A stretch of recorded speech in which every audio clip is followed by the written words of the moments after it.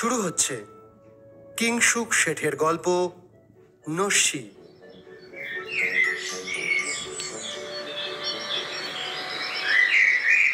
জায়গাটির নাম নিশ্চিন্দিপুর। এখানে সবাই খুব নিশ্চিন্তে থাকে কিনা।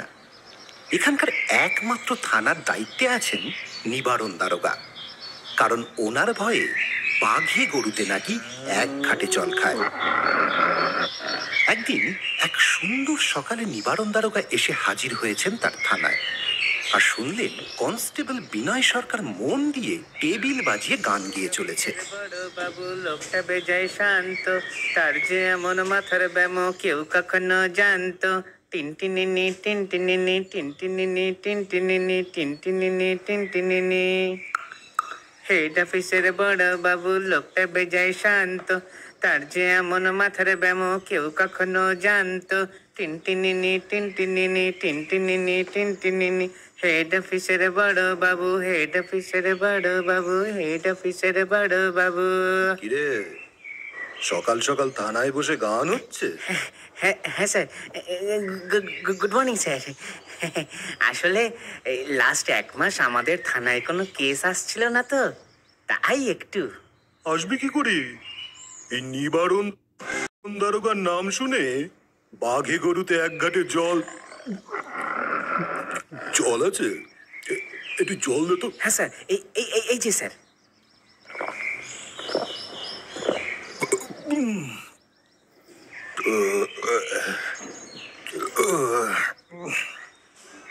কাল রাত থেকে যা চলছে, শরীরের আর দোষ কি? রাতে রুমালি রুটি আর কচি পাঠার ঝোল, আর সেটা ভালোভাবে হজম হতে না হতেই সকাল সকাল আলুর দম সহযোগে খানাস্টিক কচুরি খেয়ে ফেললাম আর কি। আসলে খাবার সময় বুঝলি আমার এসব কিছুই মনে থাকে না। শরীর মেপে তো আর কোনোদিন খাইনি, কিন্তু এবার মনে হচ্ছে খাবারের মায়া ছাড়তে হবে। রক্তচাপ ক্রমশ বাড়ছে, আর সেই সঙ্গে সুগারের মাত্রা যে কোনো সময় বর্ডার ক্রস করবে। কে জানে, এই আমি নিবারণ দারোগা যার ভয়ে কিনা বাঘে গরুতে এক ঘাটে জল। দা অ্যান্টাসিডটা খেয়ে নি, অম্বলটা আজ ভোগাবে বলে মনে হচ্ছে।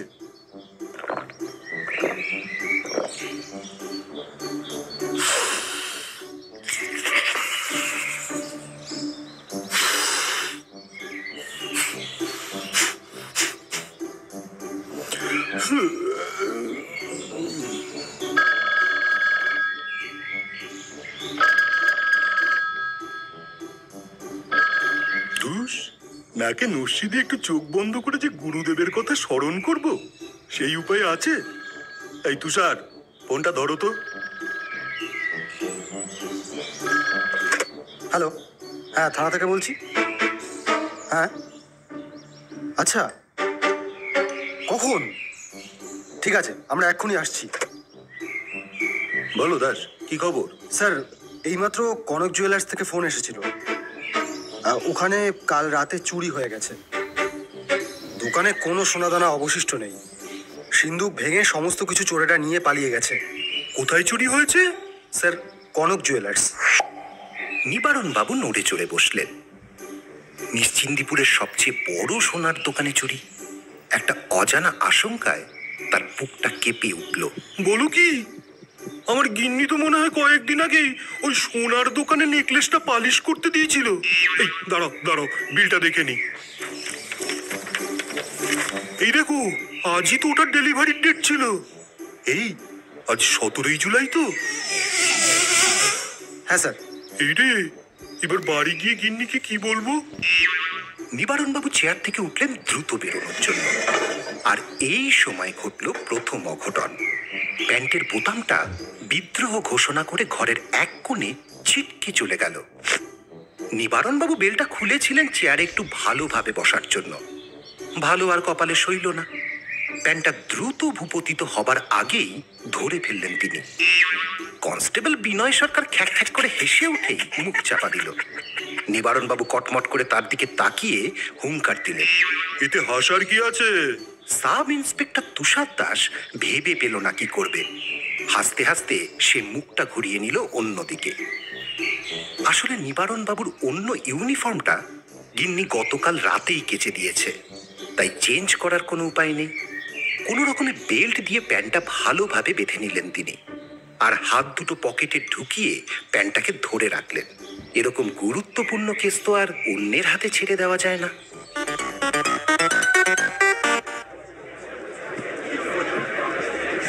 নিবারণবাবু ভিড় ঠেলে কনক জুয়েলার্সে ঢুকে দেখলেন মালিক ঝুনঝুনওয়ালা কপাল চাপড়াচ্ছেন। দুইজন প্রবীণ কর্মচারী মালিককে সান্ত্বনা দিচ্ছে। তিনি কনস্টেবলদের নির্দেশ দিলেন দোকান থেকে ভিড় খালি করার জন্য। এই এই এই চলো চলো চলো চলো, সরো সরো সরো সরো সরো, ভিড় করো না, একদম ভিড় করো না, সরো সরো, স্যারকে দেখতে দাও, স্যারকে দেখতে দাও, সামনে থেকে। আপনি বুঝি এই দোকানের মালিক? हाँ हाँ साहब, हम ही अच्छे दुकानेर मालिक। देखिए साहब, सब कुछ साफ कर दिया साहब, कुछ भी नहीं छोड़ा, सिर्फ बक्सा गुलो छोड़ के गया है साहब। हाय हाय हाय हाय, हमार बहुत नुकसान हो गया साहब। हाय আরে অত হাই হাই না করে ঘটনাটা কখন ঘটেছে ঠিক করে বলুন। তুষার, সব নোট করে নাও। গতকাল রাতে 10টার সময় দোকান বন্ধ করার সময় সব ঠিকঠাকই ছিল। আজ সুবহ 11টায় দোকান খুলতেই এই অবস্থা, সব কিছু লুটে নিল সাহেব। এইসব দেখেই তো আমি আপনাদের ফোন করলাম সাহেব। হায়, আচ্ছা, দোকানের চাবি কার কাছে থাকতো? আমার কাছে সাহেব। চোর কোথা দিয়ে ঢুকেছিল? ওই যে সাহেব, वो एसी খুলে চোর ঢুকলো, আমার সব কিছু লুটে নিল সাহেব, বরবাদ করে দিল সাহেব, বরবাদ করে দিল। হায় হায়। এমন? আমি নিবারণ দারোগা, আমার ভয়ে বাঘে গরুতে এক ঘাটে। একটু জল হবে? তুষার, তুমি নোট করে থানায় আসো। অম্বলটা আজ আমায় ভোগাবে, আমায় একটু আর কি। এই রে, স্যার আর ফোন করার সময় পেল না। উফ, একদিকে গিন্নি আর একদিকে এই স্যার, আর একদিকে আমার এই তুষার, সবকিছু ভালো করে লিখে নিয়ে এসো। হ্যাঁ স্যার, হ্যাঁ স্যার, আমি ঘটনাস্থলেই রয়েছি। এই দোকান থেকে বেরিয়ে চুরির কথা ডিটেলে সুপারকে জানালেন নিবারণ বাবু। তার মাথায় তখন অন্য চিন্তা। বেশ বুঝতে পারছিলেন অন্য গয়নার সঙ্গে তার গিন্নির নেকলেসটাও চুরি গেছে। একটু অন্য মনস্ক হয়ে পড়েছিলেন নিবারণ বাবু। আর তখনই ঘটল দ্বিতীয় অঘটন।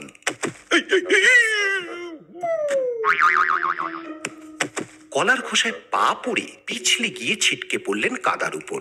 ওরে বাবা গো, আমার কোমরটা গেল।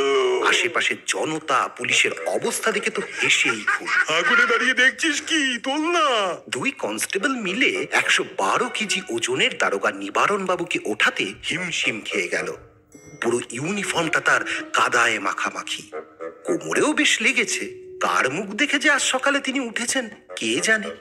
তারপর হঠাৎ তার মনে পড়ল, ঘুম থেকে উঠে আয়নায় নিজের মুখটাই দেখেছিলেন প্রথম। 1 সপ্তাহ কেটে গেছে। এর মধ্যে চুরির কোনো কিনারা করে উঠতে পারেননি নিবারণ বাবু। কোমরের ব্যথাটা আগের থেকে অনেক কম। ইদানিং তিনি থানাতেই থাকছেন। বাড়ি ফিরেই বা কি করবেন? গিন্নি সব কথা শুনে রাগ করে বাপের বাড়ি চলে গেছে। যাবার সময় বলে গেছেন, শোনো, যদি আমার এই নেকলেস উদ্ধার করতে না পারো তবে এই জন্মে আমি আর ফিরবো না। এই চললুম বাপের বাড়ি, বড় দারোগা হয়েছে। এদিকে উপর মহলের ক্রমাগত চাপে নিবারণ বাবুর রক্তচাপ আর সুগার দুই ঊর্ধ্বমুখী। এই কয়েকদিনে নস্যি নেবার পরিমাণও বেড়ে গেছে তার। আসলে টেনশনে পড়লে টেনশন কাটাবার জন্য এটা সবচেয়ে ভালো দাওয়াই বলে মনে করেন তিনি। শুধুমাত্র একটা সূত্র পাওয়া গেছে, যে দুজন চোর সোনার দোকানে ঢুকেছিল তাদের একজনের পায়ে 6টি আঙুল। আর কোনো সোর্সের থেকে অন্য কোনো খবর পাননি। এর মধ্যে বেশ কয়েকবার সোনার দোকানে গিয়ে জিজ্ঞাসাবাদ করলেও নতুন কোনো তথ্য হাতে আসেনি তার।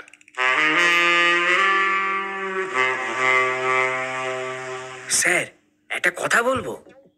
ওই হাটতলার বটগাছের নিচে এক সাধু বাবা এসেছেন। তিনি সবার সব সমস্যা সমাধান করে দিচ্ছেন। আপনি যাবেন নাকি একবার স্যার? স্যার, এইসব সাধু বাবার পাল্লায় পড়বেন না। এরা কিন্তু সব বুজরুক হয়। নিবারণ বাবুর বিশ্বাসে আঘাত লাগলো। গম্ভীরভাবে বললেন, যেটা বোঝো না সেটা নিয়ে কথা বলো না। নিবারণ বাবু হাটতলায় এসে দেখলেন বটগাছ ঘিরে মানুষের ভিড়।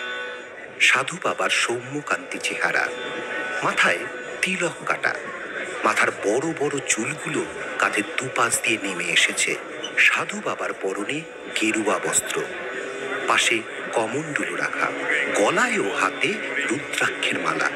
সাধু বাবা পদ্মাসনে বসে আছেন। পাশে সাধু বাবার চেলা ভক্তদের নানা রকম নির্দেশ দিচ্ছে। ওং রিং রিং রিং ওং রিং সাহা। বেশিরভাগই গরিব সাধারণ মানুষের ভিড় এই সাধু বাবার চারপাশে। নিবারণ বাবু এগুতে ভিড়টা পাতলা হতে শুরু করলো। তিনি সাধু বাবার পায়ের কাছে বসে হাত জোড় করে সমস্ত কথা জানালেন। সমস্ত কথা শুনে সাধু বাবা মৃদু হেসে কমণ্ডলু থেকে জল হাতে নিয়ে নিবারণ বাবুর মাথায় ছিটিয়ে দিলেন। তারপর বললেন,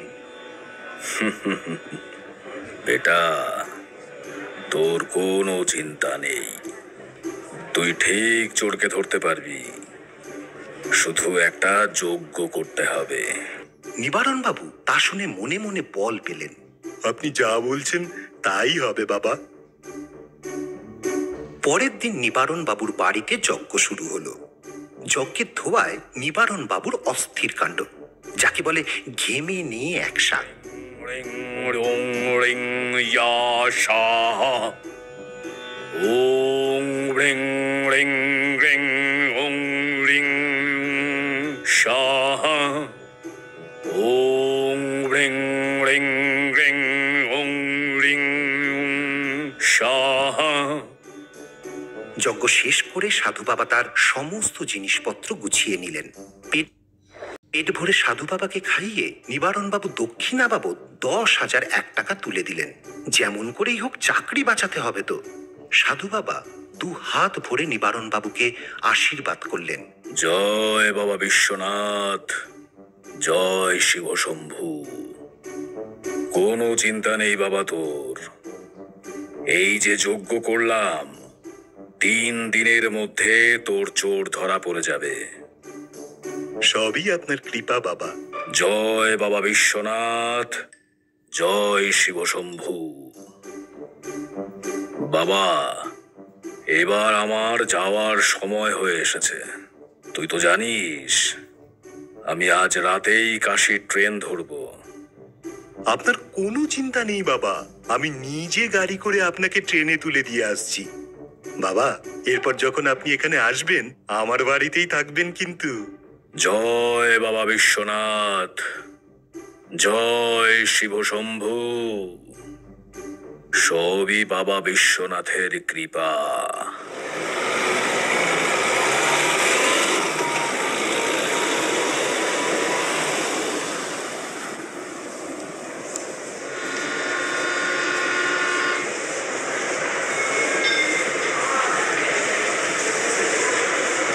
নিবারণ বাবু সাধু বাবাকে নিজের গাড়ি করে স্টেশনে ছাড়তে গেলেন। ট্রেন আসতে বেশ কিছুটা সময় বাকি। নিবারণ বাবু সাধু বাবাকে পায়ে হাত দিয়ে নমস্কার করার জন্য নিচু হলেন। এ কি কাণ্ড! সাধু বাবার পায়ে 6টা আঙুল। তবে কি সাধু বাবাই? যেভাবেই হোক সাধু বাবাকে আটকাতে হবে। কিন্তু নিবারণ বাবু একা পারবেন না। তিনি ভেবে পেলেন না কি করবেন। সাধু বাবা চেলা গেছে টিকিট কাটতে, তাই যা করবার তাড়াতাড়ি করতে হবে। অথচ কিছুই ভেবে পাচ্ছেন না নিবারণ বাবু। খুব টেনশনে থাকলে নিবারণ বাবু ঘন ঘন নস্যি নেন, তাই অভ্যাস মতোই নস্যির ডিবেটা বের করে নস্যি নিলেন তিনি। ওদিকে নস্যির গুঁড়ো সাধু বাবার নাকে যেতেই সাধু বাবা হাসতে শুরু করলো। হাঁচি আর থামে না। হাঁচতে হাঁচতে কখন যে কবজোড়া খুলে গেছে টেরই পাননি তিনি। তাই দেখে নিবারণ বাবু মাথার চুল ধরে এক হ্যাচকা টান মারলেন। পর চুলা খুলে হাতে চলে এলো। বেগতিক দেখে সাধু বাবা ছুটে পালানোর চেষ্টা করলেন। সাদা পোশাকে দাঁড়িয়ে থাকা সাব ইন্সপেক্টর তুষার দাস নকল সাধু বাবার উপর ঝাঁপিয়ে পড়ে মাটিতে তাকে ফেলে দিল। ওদিকে দেখা গেল কনস্টেবল বিনয় সরকার ঘাড় ধরে টানতে টানতে সাধু বাবার চেলাকে নিয়ে আসছে। নিবারণবাবু বিস্ময়ে জিজ্ঞাসা করলেন, দাস, তুমি কিভাবে বুঝলে? স্যার, অনেকদিন ধরেই নজর রাখছিলাম। এদের চলাফেরা খুব সন্দেহজনক লাগছিল। আপনি তো আমার কোনো কথা শুনলেনই না। নিবারণবাবু নিজের জিভ কেটে বললেন, ছি ছি ছি ছি ছি ছি ছি, আমারই ভুল হয়েছে। Bravo Das, bravo. তবে স্যার, ভাগ্যিস নস্যির ডিবেটা ঠিক সময় বার করেছিলেন, না হলে যে কি হতো। হ্যাঁ দাস, এই গিন্নির কথা শুনে যদি এতদিনের স্বাদের নেশা ছেড়ে দিতাম, তবে আর এ যাত্রায় চোর ধরা হতো না। জয় নস্যির জয়। জয় নস্যির জয় স্যার, জয় নস্যির জয়। এই দেখি পুটুলি থেকে কি কি উদ্ধার হলো। হ্যাঁ স্যার, এই যে স্যার, এগুলো উদ্ধার হয়েছে। আরে, এই তো আমার গিন্নির নেকলেসটাও আছে দেখছি। আহা, এবার তো গিন্নিকে ফিরতেই হবে। বাবা, আমি হলাম নিবারণ দারোগা। আমার ভয়ে বাঘে গরুতে এক ঘাটে জল।